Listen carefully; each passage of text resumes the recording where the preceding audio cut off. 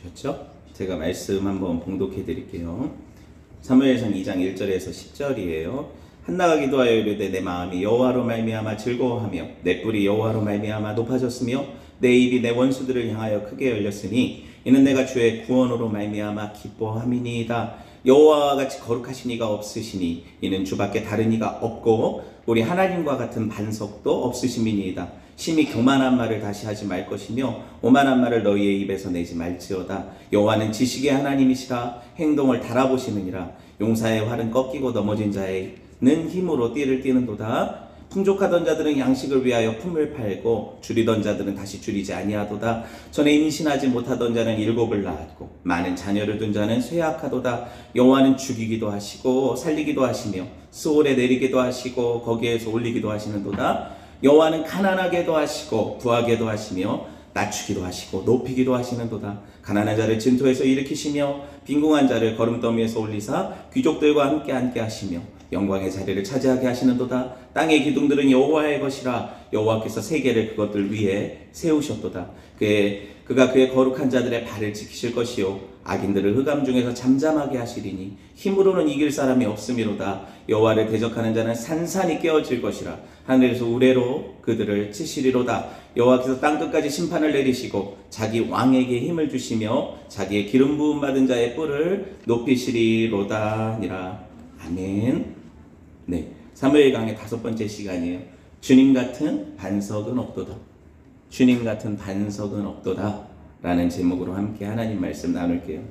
지난 시간에 우리가 명절이라서 온라인으로 예배드리면서 이 본문을 제가 짧게 다뤘어요.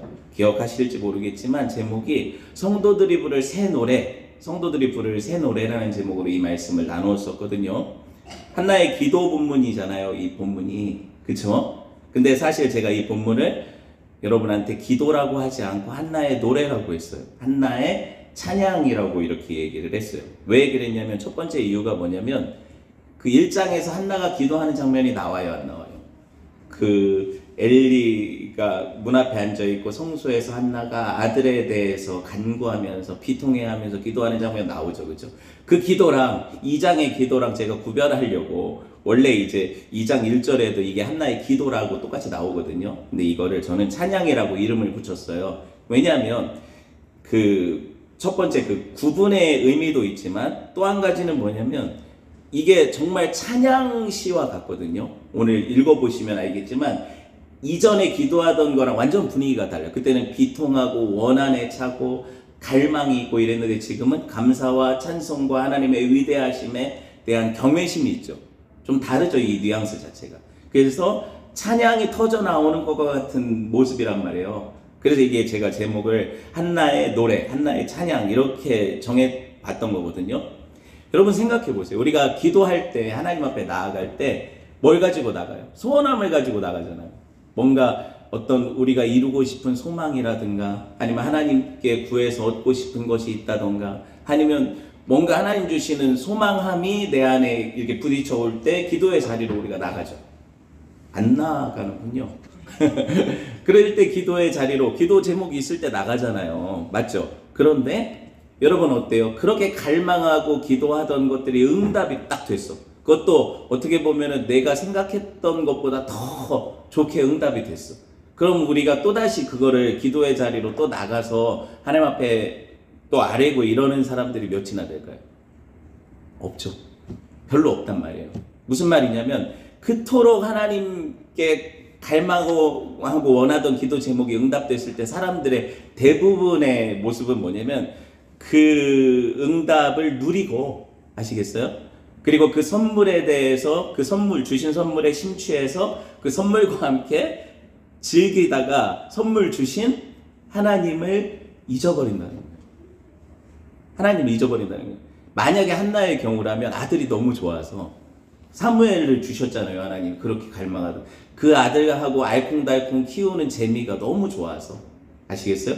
그 아들 주신 하나님 은혜를 잊고 살 수 있다는 거예요. 근데 한나는 어땠습니까? 2장에 보니까 1장 말미에 한나가 뭘 가지고 성소에 왔어요? 가장 귀한 예물 가지고 왔죠. 그게 누구예요?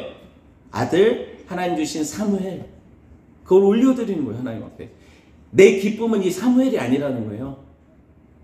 내가 그토록 원했지만 정작 내가 내 마음을 온전히 사로잡고 빼앗은 건 이 선물이 아니라는 거예요. 누구라는 거예요? 이 선물 주신 하나님이시니까 하나님 이 선물은 다시 가져가셔도 난 하나님 있으니까 괜찮아요. 이게 성도잖아요. 이런 은혜를 누린 사람은 알거든요. 그러니까 기도가 응답돼서 그 기도 응답 때문에 행복해 하다가도 그게 하나님 주신 거라는 걸 알고 그 주신 분의 마음을 알면 그게 없다 하더라도 나는 괜찮다고, 나는 그 하나님을 찬양할 수 있다고 이렇게 고백하는 게 성도죠. 성도들은 사실 이게 안 되니까 늘 문제예요. 이게 늘 안 되니까 하나님 앞에 어때요? 감사를 잊고 또 오늘의 필요를 구하고 그것 때문에 또 하나님이 응답하시면 또 잊어버리고 그걸 즐기고, 이게 패턴이거든요. 우리 삶의 패턴. 근데 우리가 하나님 앞에 기도 응답을 받았으면 뭘 해야 돼요? 마땅히 감사와 찬양으로 나가야죠. 감사와 찬양으로 나가야죠. 저는 이 부분을 강조하고 싶어서 이 제목을 한나의 기도라고 안 하고 뭐라고 했다고요? 한나의 찬양이라고 한 거예요. 한나의 노래라고 한 거예요. 시간 관계상 제가 지난 시간에 구체적으로 해석을 못했단 말이에요. 이 본문을. 오늘 다 할 수 있을지도 모르겠어요. 중요한 게 뭐냐면 이 한나의 노래가 이름이 붙어가지고 한나의 노래니까 한나 개인적인 차원의 고백만이냐라고 볼 수 있는데 아니라는 거죠. 제가 지난주에도 잠깐 설명을 했지만 한나를 통해서 하나님이 받고자 하시는 찬양은 이스라엘의 찬양과 이스라엘의 고백이에요. 온 이스라엘이 자녀가 없으므로, 열매가 없으므로 애통해하기를 원하셨고, 그 애통을 하나님 앞에 토로할 때 하나님이 그들에게 뭘 주셔요? 열매 주시죠. 그럼 그 열매에 대한 감사로 하나님 앞에 나와 찬양하기 원하셨단 말이에요. 왕을 주심으로, 또 하나님이 그 왕에게 힘을 주심으로 뭐예요? 이스라엘을 다스리시는 하나님의 영광을 드러내시고, 이스라엘은 뭐예요? 그토록 원하던 뭐예요? 자기 소견에 오른 대로 행하는 게 아니라 왕이 통치하시고 다스리는 나라로 들어가기를 하나님 그걸 갈망하시고 원하셨다는 거죠. 그러니까 누구의 기도 제목을 바꾸셨단 말이에요? 한나의 기도 제목을 바꾸셔서 개인적인 차원에서 아들 구함이 아니라 이스라엘 전체의 열매를 구하는 기도를 주셨다는 거예요. 그렇게 바뀌니까 이 찬양이 신약에 와서는 누구의 찬양하고 같았어요? 마리아, 예수님을 잉태한 마리아의 찬가와 같았죠. 그걸 살펴봤고, 오늘 더 중요하게 봐야 되는 게 뭐냐면 사무엘하 여러분 22장에 보면은요, 다윗의 노래라는 노래가 나와요. 다윗의 노래라는 찬양이 나온단 말이에요. 근데 이게 얼마나 중요하냐면 사무엘상 하잖아요, 책이. 그죠? 사무엘상 2장에서 한나의 노래가 나와요. 사무엘하 끝에 부분이 22장이거든요. 거기서 누구의 노래가 나온다고요? 다윗의 노래가 나와요. 근데 이 두 노래가요, 문을 열고 문을 닫는 노래예요. 사무엘서 전체를 해석할 수 있는 노래예요. 한나의 노래에도 사무엘서 내용 전체가 다 담겨 있어요. 근데 이 사무엘하의 22장의 다윗의 노래를 보면 또 어때요? 한나의 노래랑 너무 이게 문을 열고 문을 닫는 인클루지오가 잘 되어 있단 말이에요. 그러니까 이 두 노래에 들어있는 내용이 되게 비슷하겠죠. 그리고 그 내용 안에서 일어나는 모든 일들이 어때요? 사무엘서에 기록된 일들의 예표들이라는 거예요. 이거를 보고 본문을 보면 얼마나 쉽게 이 본문이 풀리겠어요. 여러분 한번 생각을 해보세요. 그만큼 중요한 노래라는 거예요. 다윗이 얼마나 중요합니까? 사무엘서의 주인공이 제가 누구라고 설명했어요? 사무엘이 아니라고 했죠. 다윗이라고 했잖아요. 근데 그 다윗의 노래와 이 한나의 노래가 같단 말이에요. 그러니까 한번 봅시다. 이걸 구속사적 노래, 예언적 노래라고 제가 말하고 싶어요. 오늘 집에 가서 만약에 여러분이 시간이 되시면 오늘 본문 사무엘상 2장을 펴보시고 사무엘하 22장을 또 이렇게 펴서 두 노래를 비교해 가면서 한번 읽어보세요.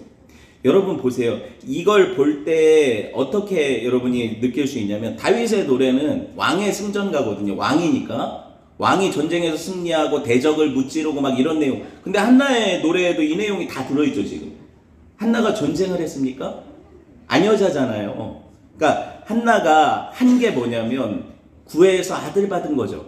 근데 한나가 지금 노래하는 차원은 뭐예요? 전쟁에서 이기고 적들을 물리치시고 오만한 자를 낮추시고 그 가난한 자를 일으키시고 막 이런 내용은 뭐예요? 되게 국가적인 차원이고 이 개인적인 삶을 초월하는 내용들이잖아요. 이스라엘 전체에 대한 내용들이거든요. 그러니까 한나의 노래도 왕의 승전가고 다윗의 노래도 왕의 승전가. 근데 심지어 한나의 시대는 무슨 시대라고 했어요? 왕정 시대예요? 사사 시대예요? 사사 시대잖아요. 그러니까 한나는 지금 왕이 없는 시대에 뭘 노래하고 있어요? 왕의 행적을 노래하고 있다는 거예요. 그럼 그 왕이 누구냐고요? 한나는 왕을 본 적이 없는 사람이에요. 맞죠?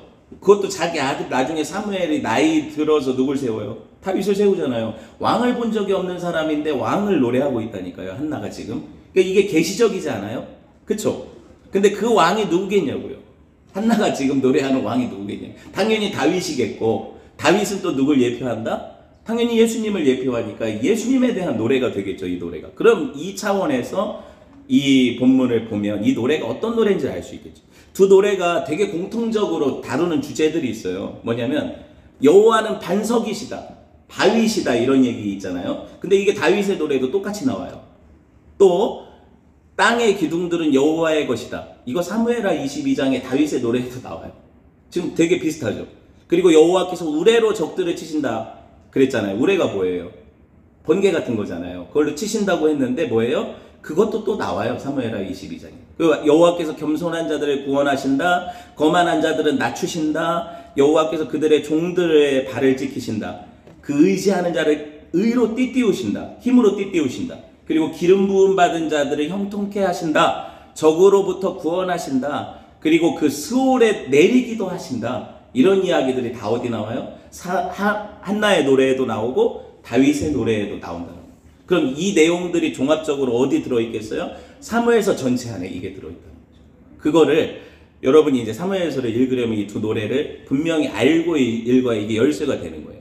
그러니까 제가 앞으로 사무엘서를 해석할 거 아니에요. 2장, 3장, 4장 쭉. 그럼 이 내용들이 다 어디 있다고요? 한나의 노래 안에 다 들어있어요. 앞으로 나올 내용들이. 그건 이제 다음 주에 제가 또 좀 더 이렇게 주제의식을 가지고 설명을 해드릴 텐데, 중요한 게 뭐냐면 사무엘서의 중심 내용이 왕을 세우시는 내용이잖아요. 맞죠? 사사기 때부터 고대하던 왕이 누구예요?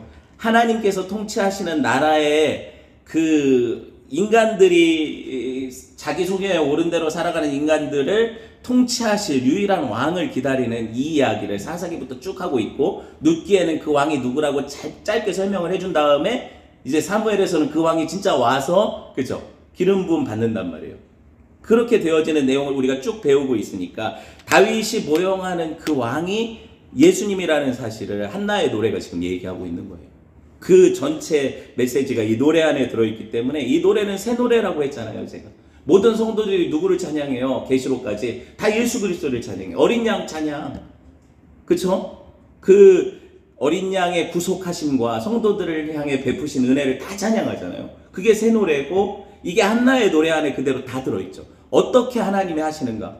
하나님이 어떻게 찬송받으실 분이 되시는가? 그쵸? 어떻게 우리한테 구원을 베푸셔서 우리 인생 가운데 이 비천함을 뒤엎으셔서 역전시키시고 우리를 이 거름더미에서 들어 올리셔서 부활과 함께 높이시는가? 이걸 보여주는 찬양이 다 들어있단 말이에요. 한나의 찬양 안에. 그러니까 이 찬양을 볼 때마다 우리는 이 찬양 안에서 누구를 읽어야 돼요? 당연히 예수님을 읽어야죠. 우리를 위해 구속을 베푸시는 그 왕. 그 왕이 오시면 우리 인생이 어떻게 된다? 이 비천한 자리에서, 이 거름더미 같은 인생에서 하나님이 올리시고 부하게 하시고 살리시고, 그죠? 이런 내용들이 쭉 찬양 안에 들어있단 말이에요. 그러니까 개인적인 찬송시로만 읽으면 안 돼. 시편, 우리가 시편을 쭉 내용을 보면 다윗의 시편도 있고 모세의 시편도 있고 시편들을 쭉 기자들이 쓰는데 대부분 뭐예요? 시편은 자기 정서, 감정의 표현들로 들어있잖아요. 여호와는 나의 반석이시며 여호와는 나의 요새시며 산성이시며 내가 요동치 않고 여호와는 나의 목자시니 부족함이 없고 막 찬양하죠. 그리고 원수들을 하나님께서 어떻게 갚아주셨으면 좋겠고 이런 내용도 막 있죠. 근데 이런 내용이 그 개인적인 고백으로만 본다면 그건 다윗 얘기고 모세 얘기고 그 시편 저자들의 얘기죠. 근데 성경은 어떻게 봐야 돼요? 오고 오는 세대 모든 성도들의 공통적인 하나님 앞에서 고백이라니까요. 이게 우리 찬양이고 우리 얘기고 우리 노래예요. 그럼 한나의 찬양은 뭐겠어요? 당연히 성도들 우리 공동체의 노래가 되는 거예요. 한나의 찬양이 그래서 다윗의 노래가 되는 거고요. 다윗의 노래가 무슨 노래가 되는 거예요? 온 성도들의 새 노래가 되는 거예요. 우리가 다 같이 불러야 될 노래라니까요. 그럼 그 내용이 얼마나 중요하겠어요? 평생에 우리가 그 선하심과 인자하심을 찬양해야 되는데 내용이 있어야죠. 내용이 없는 종교는 미신이라니까요. 아시겠어요? 대상이 없는 종교는 맹신이에요. 누굴 믿는지도 모르는데 막 믿는다는 거예요. 우리는 내용이 있죠. 어떤 내용? 예수 그리스도의 사역이 내용이에요. 그분의 인격과 사역이. 우리 대상이 누구예요? 존재하시는 하나님이시죠. 이게 없는 종교는 다 헛된 우상을 섬기는 거예요. 이걸 알아야 돼요. 자, 봅시다. 여러분, 하나님의 말씀이 모든 성경이 뭐예요? 하나님의 감동으로 된 거예요. 그래서 교훈과 책망과 바르게 함과 의로 교육하기 유익하다. 그러니까 모든 성경을 읽을 때는 이게 곧 나를 가르치신 하나님의 말씀이죠. 그렇게 봐야 되고, 그리고 이 말씀 읽을 때마다 하나님의 사람이 어떻게 돼요? 말씀을 먹을 때마다 하나님의 사람으로 온전케 돼요. 말씀 먹을 때마다. 그리고 하나님이 원하시는 그 선한 일을 행할 능력도 어디서 갖춰져요? 이 말씀 볼 때 갖춰지는 거예요. 그러니까 한나의 노래를 들을 때, 우리가 또 이걸 같이 부를 때 어떻게 돼요? 이 말씀이 우리를 사로잡아서 하나님을 온전히 섬기게 되고 하나님의 사람으로 세워지게 되는 거죠. 1절 봅시다. 이게 백문이 불여일견이라고 뭔 얘기인지 제가 이렇게 서론을 장황하게 했으니까 봅시다. 1절 같이 읽어요. 시작. 한나가 기도하여 이르되 내 마음이 여호와로 말미암아 즐거워하며 내 뿔이 여호와로 말미암아 높아졌으며 내 입이 내 원수를 향하여 크게 열렸으니 이는 내가 주의 구원으로 말미암아 기뻐함이니이다 그랬어요. 여러분, 한나의 원수는 누구였어요? 한나 개인적으로 보면 분인나였죠. 네, 분인나였잖아요. 격동시켰다고 하잖아요. 한나 너 아들도 없지? 아이고 애도 못 낳는 게 무슨 뭐 첫째 부인이라고 이러면서 얼마나 격동시켰어요? 그죠? 한나의 대적은 분인나 맞아요. 그런데 한나가 지금 하나님 앞에 구해서 얻은 게 누구예요? 아들이죠. 아들을 얻고 나니까 내 뿔이 높아졌다고 그러잖아요. 개인적으로 이걸 해석을 하면. 그죠? 내가 이렇게 뿔이 높아졌다는 건 뭐예요? 내 자존감이 상승이 되고 하나님 주신 은혜 때문에 내가 이렇게 뭐예요? 좀 자랑이 생기고 담대함이 생기고 원수들을 향해서는 너 그렇게 놀렸는데 봐라. 하나님 나한테 아들 주시지 않았냐 하는 이런 어떤 자부심이 생겼죠. 그런 이야기라니까 하나님 역전의 하나님 맞잖아요. 그러니까 하나님께서 그 기도에 응답하심으로 성도들을 높이시는 분이 맞죠. 내 뿔이 높아졌다 이렇게 얘기를 하잖아요. 뿔은 누구한테 달렸어요? 이래야 뿔은 누구한테 달렸어? 사람아, 뿔은 누구한테 달렸어? 뿔 달린 동물 하나만 얘기해. 사슴. 그래요, 사슴. 사슴 맞아요. 사슴이 뿔이 달렸잖아요. 그쵸? 사슴들 싸우는 거 혹시 동물의 왕국 같은 거 봤어요? 그럼 어떡해요? 진 사슴은 고개를 숙이고 다녀요. 이긴 사슴은 그 뿔을 높이 쳐들어요. 이겼다는 거예요. 자랑스럽다는 거예요. 내 뿔이 강하다는 거예요. 이게 무슨 의미예요? 하나님께서 승리를 주시니까 성도들의 자긍심이 높아졌죠. 하나님 은혜 주시니까 성도들이 세상 어떤 것보다도 내가 그동안 막 멸시받고 비통해하고 아파하던 상처가 치유되니까 어때요? 내 뿔이 높아지는 거예요. 내 발을 사슴과 같게 하사, 그죠? 나로 주의 높은 곳으로 다니게 하시는 보다. 시편의 고백이잖아요. 한나가 분명한 목적을 가지고 찬양하는데 지금 한나는 한나 자신의 문제에 매몰되어 있다가 이 찬양을 보면 계속 누구한테 집중하고 있어요? 한나의 그 내용 가운데 여호와. 말씀 보세요. 본문을. 한나가 여호와로 말미암아, 여호와께서 나로, 여호와로 인하여, 여호와께서 계속 하나님께 집중하고 있어요. 자기를 그렇게 만드신 분이 누구예요? 하나님이에요. 성도의 입에서 떠나지 말아야 될 이름이 하나 있다면 하나님이잖아요. 평생의 그 선하심과 인자하심이 우리를 따르잖아요.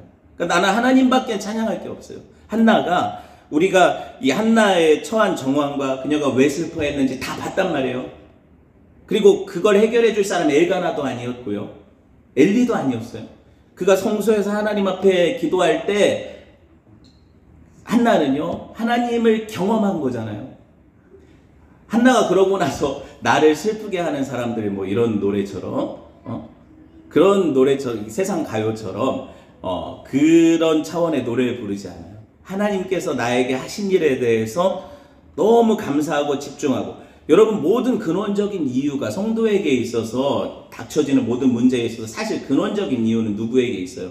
하나님께 있는 거예요. 하나님이 우리를 연단하시려고, 하나님이 우리를 높이시려고, 하나님 우리에게 복 주시려고, 그쵸? 이렇게 고백을 하잖아요, 우리가. 그런데 왜 이 문제들을 가지고 하나님께 안 찾아가요?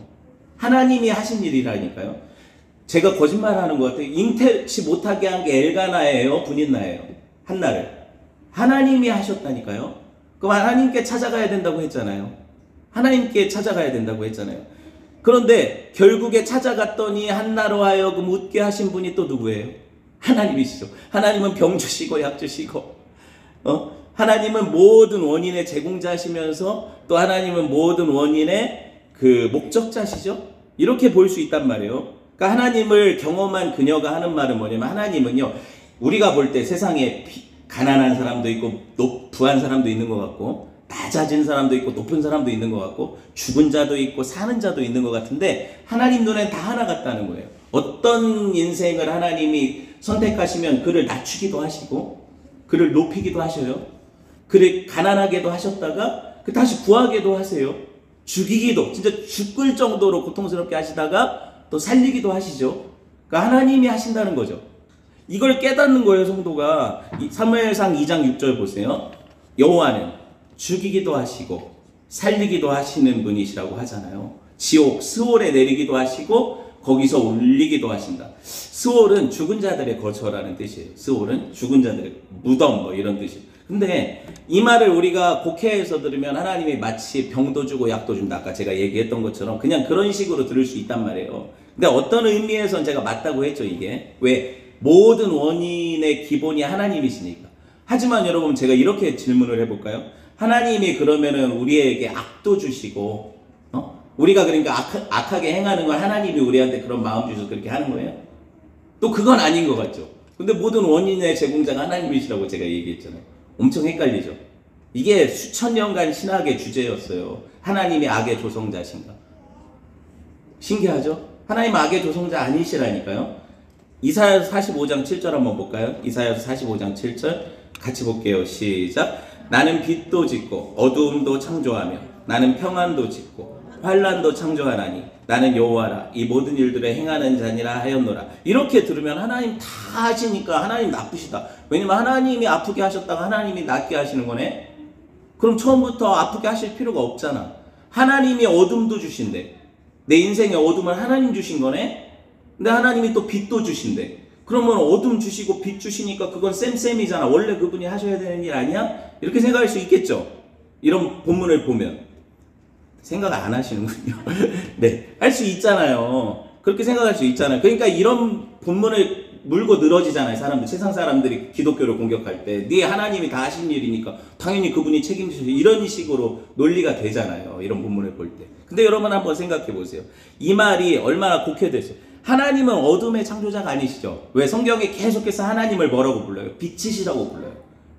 천국은 태양도 필요 없다고 계시록에 나오잖아요. 왜? 하나님이 친히 비추시니까. 그래서 처음부터 창세기에서부터 하나님은 자기를 태양과 달과 별 이런 게 없을 때도 뭐라고 해서 자기를 빛이라고 하셔서 빛이 있으라 하시죠.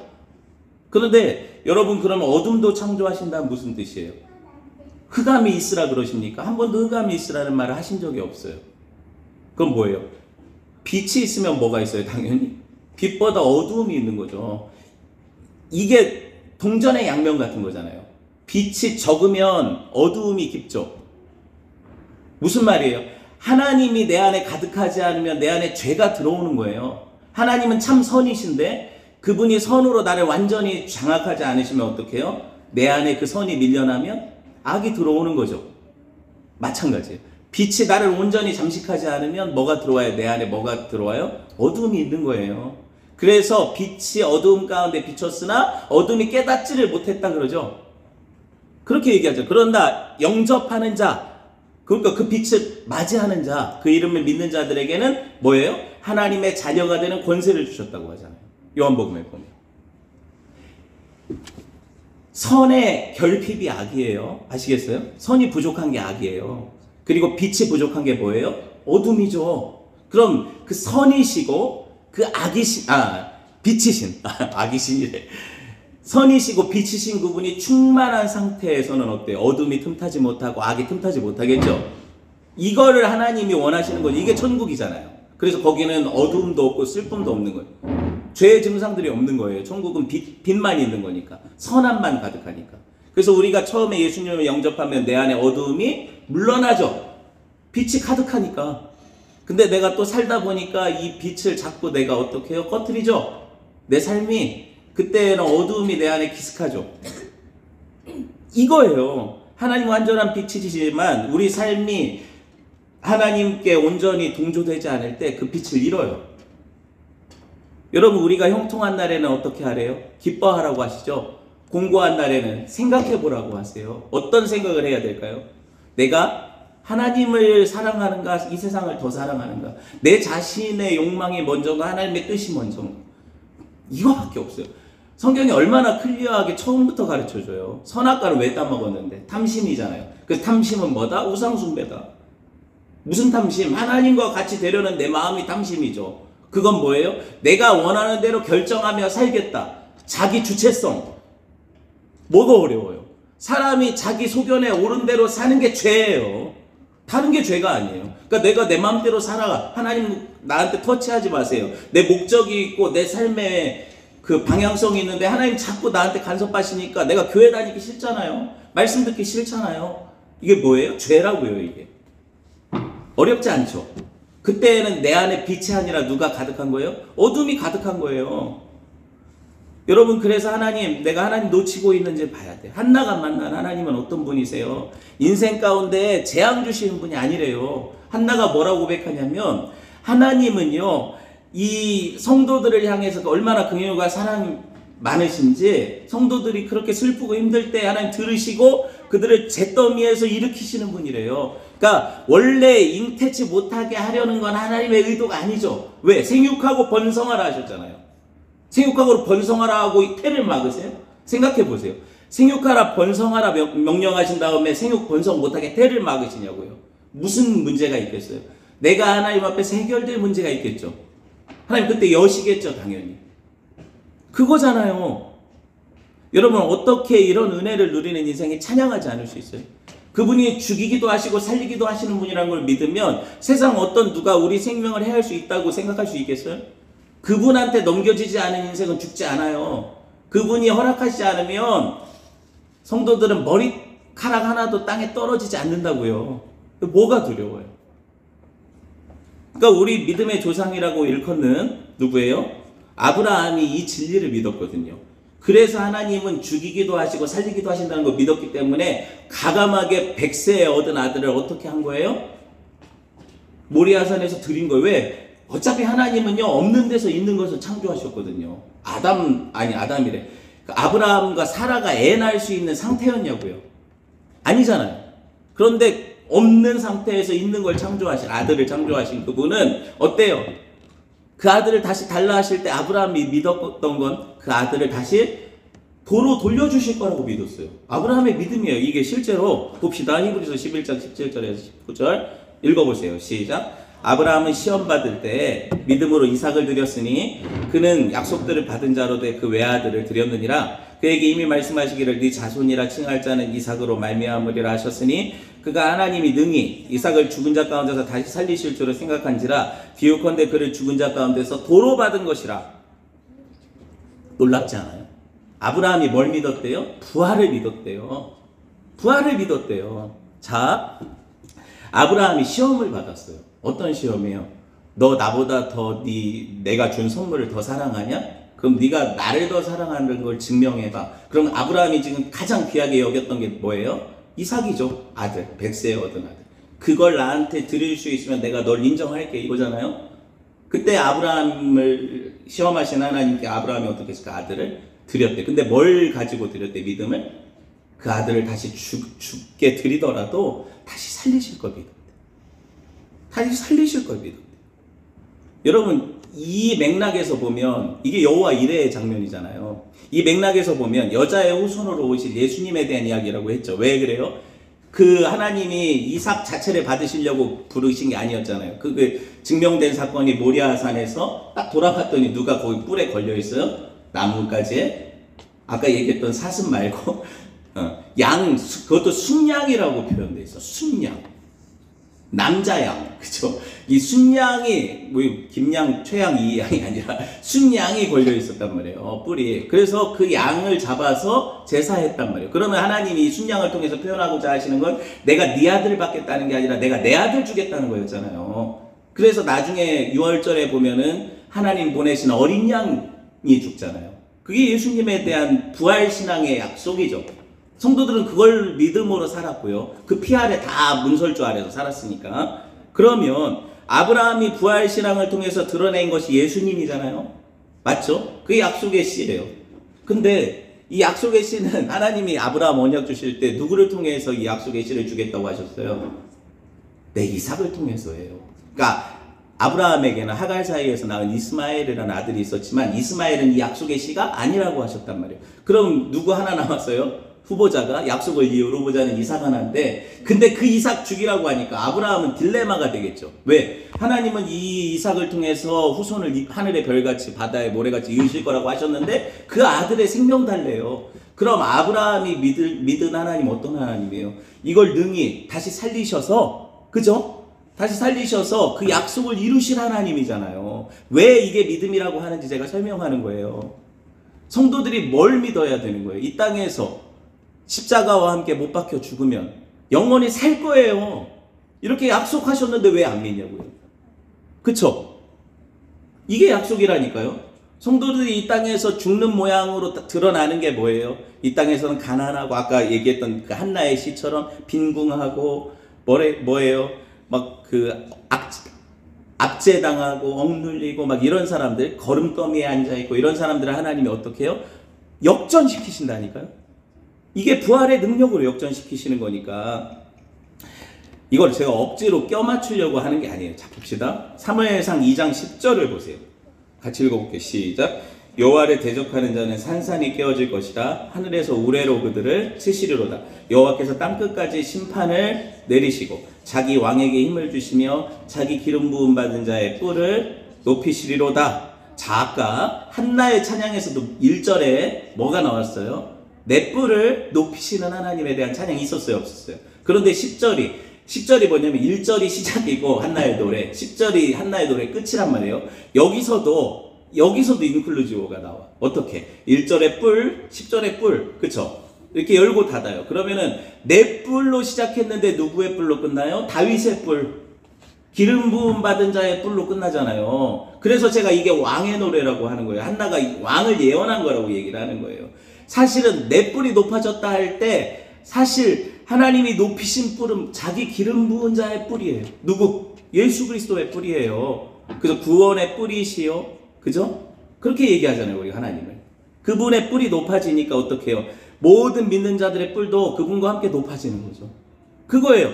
여러분, 한나는 개인적으로 하나님 앞에 나가서 아들 주시면 하나님 아들 드리겠습니다. 하나님 분인나가 나를 격동하니 이게 웬 말입니까? 나 좀 하나님이요, 이 원한 좀 풀어주세요 하고 기도했는데 하나님 정작 한나를 통해 어떻게, 내 아들을 보내고 싶다. 너 답답하지? 원통하지? 이스라엘이 믿음이 없어서 내 아들을 아직 보내지를 못하고 있다, 이거예요. 그리고 그 아들을 높여서 그 아들을 구원의 뿔로 삼으시겠다는 거예요. 그렇게 되니까 한나가 결국에 내 아들이 중요한 게 아니었구나.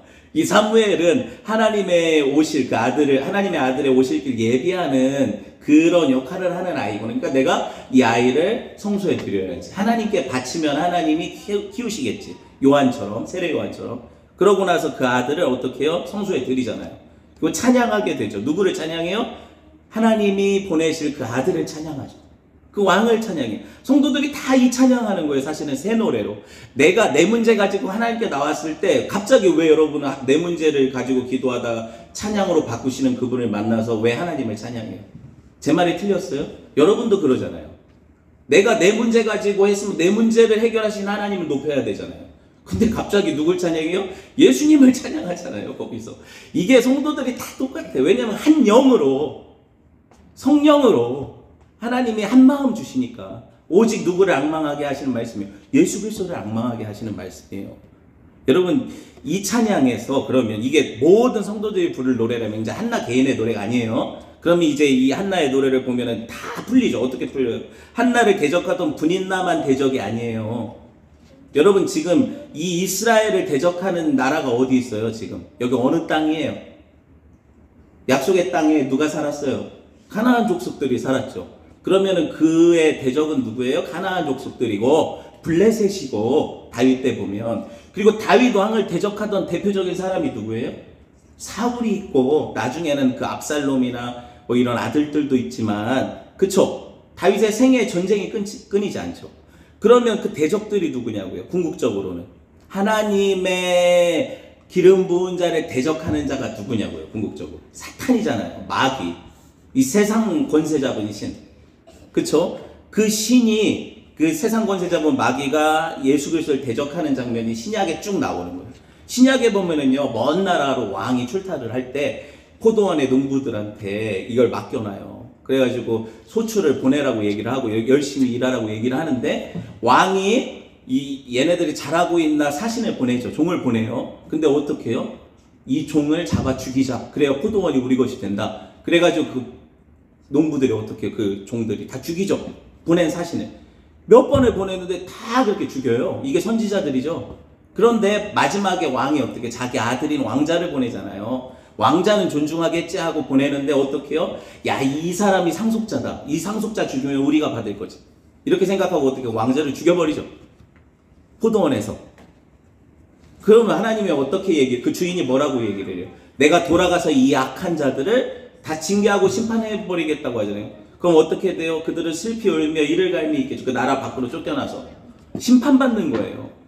만왕의 왕 구주께서 오실 때 여러분, 사탄의 나라가 왕성한 것처럼 보이고, 지금은 비록 이 세상 신에 의해 주관되는 것 같이 보이잖아요. 돈이 신이잖아요. 이 땅에 명예 권력을 가진 자들이 다 우상이잖아요. 그리고 우리도 그걸 추구하잖아요. 아이돌, 우상, 이걸 추구하잖아요. 우리도 이게 되고 싶어서, 이걸 하고 싶어서. 그런데 이 우상들은 어떻게 돼요? 진짜 왕, 진짜 하나님 나라의 아이돌이 오시면 어떻게 되겠어요?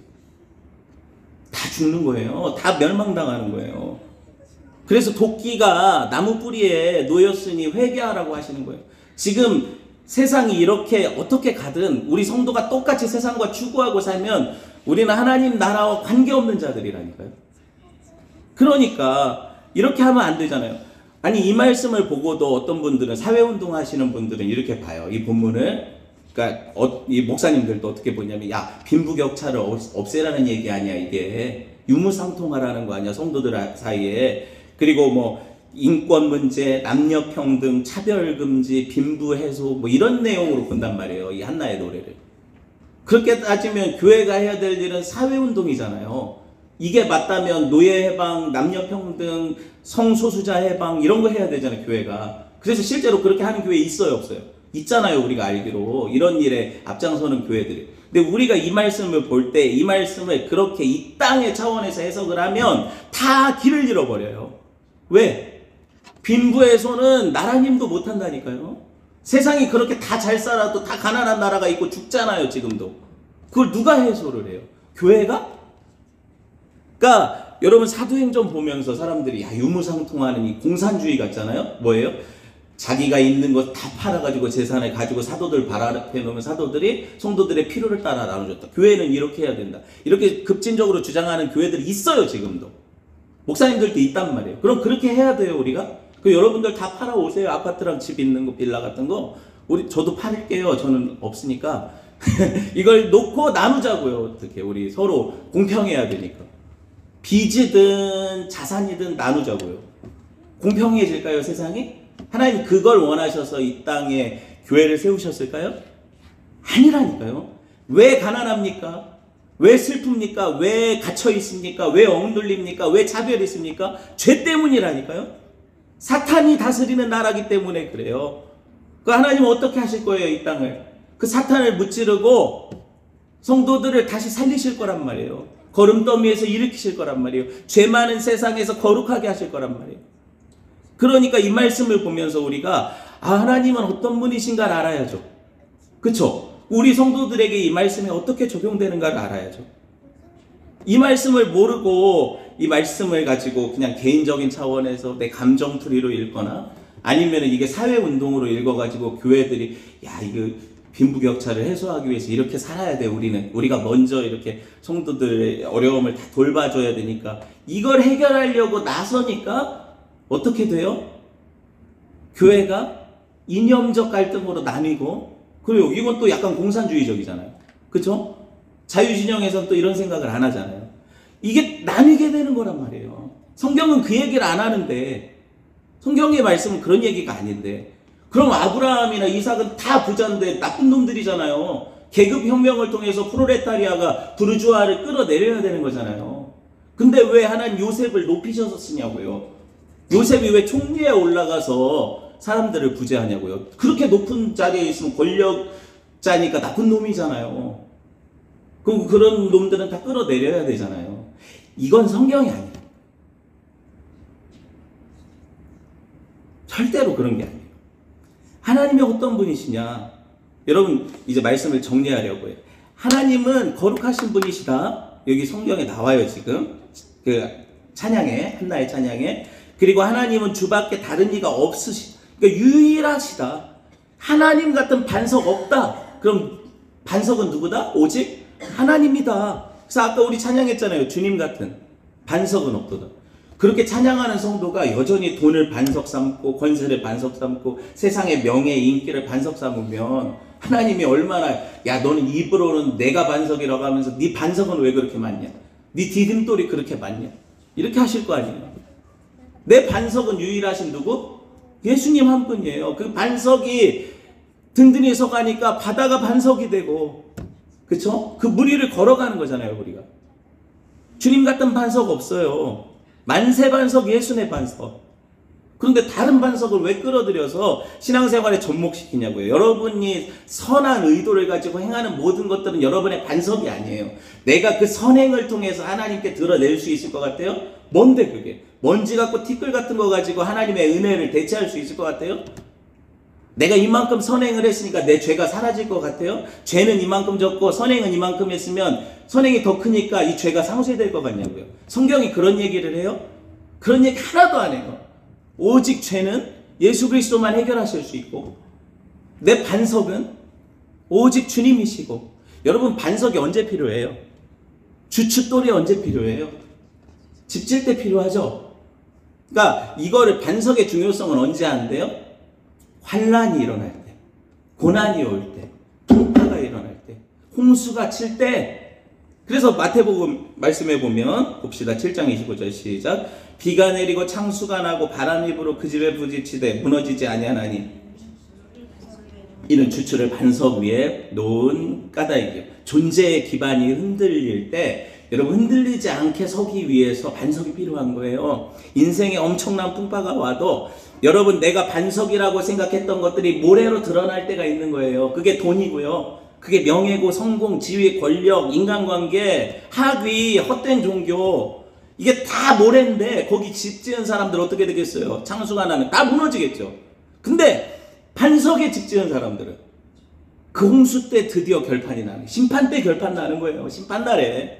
봅시다. 고린도전서 10장 4절. 그 반석이 누구냐고요? 같이 봅시다. 시작. 다 같은 신령한 음료를 마셨으니 이는 그들을 따르는 신령한 반석으로부터 마셨으며 그 반석은 곧 그리스도시라. 아무리 얘기해줘도 모르니까 신약 성경이 야 그때 모세가 바위를 쳐서 반석에서 물이 났지, 막 무리바에서 물 달라고 다투고 난리 쳤을 때 그때 그 반석이 깨져서 물 나왔잖아. 그래서 다 마셨잖아. 그 반석이 깨진 반석이 누군지 알아? 아무도 모르잖아. 가르쳐 줄게. 누구래요? 예수 그리스도래요. 성도들이 어떻게 성경을 보면서 예수님을 못 봐요? 구약에는 예수님이 없어요? 아 이거 마리아가 예수님 낳았을 때부터 그때부터 예수님 시작된 거예요? 창세전부터 계셨어요. 그럼 구약에 예수님이 있겠어요? 없겠어요? 당연히 있죠. 빛이 있으라 하실 때 그 빛이 예수님이시고요. 아시겠어요? 가라사대 할 때 그 말씀이 예수님이시고요. 그 반석 위에 집 지은 사람은 어때요? 요동치 않는 거예요. 이 비밀을 깨달은 사람은요, 뭐 없어도 괜찮아요. 그러니까 무화과 나무에 소출이 없고 외양간에 송아지가 없고 논밭에 식물이 없고 포도원에 열매가 없어도 괜찮아요. 통장에 잔고가 0원이라도 괜찮고 마이너스 통장이라도 괜찮아요. 예? 여러분 애들이 좀 속색여도 괜찮아요. 집 없어도 괜찮아요. 직장에서 별로 이렇게 승진 안 해도 괜찮아요. 왜? 그런 것들이 없어도 나는 여호와로 인하여 기뻐하고 즐거워할 수 있거든요. 여러분의 영원한 반석은 여러분을 떠나지 않거든요. 그러니까 여러분의 존재의 기반을 여러분이 의지하는 어떤 것에 두면 그게 없어지면 무너지면 여러분도 같이 무너지잖아요. 우리 인생은 어떻게 돼요? 하나님을 반석으로 삼는 자들은 절대 안 무너지죠. 왜? 하나님은 무너지지 않으시니까. 그 반석이시니까. 이 세계가 그분이 세운 기둥에 세워졌다고 이 한나가 찬양하잖아요. 이건 뭐예요? 그분은 결코 이 세계가 없어지지 않는 한 무너지지 않는 분이라는 거예요. 이런 말씀을 보면서도 어떻게 못 깨닫고 내 힘으로 살려고 해요.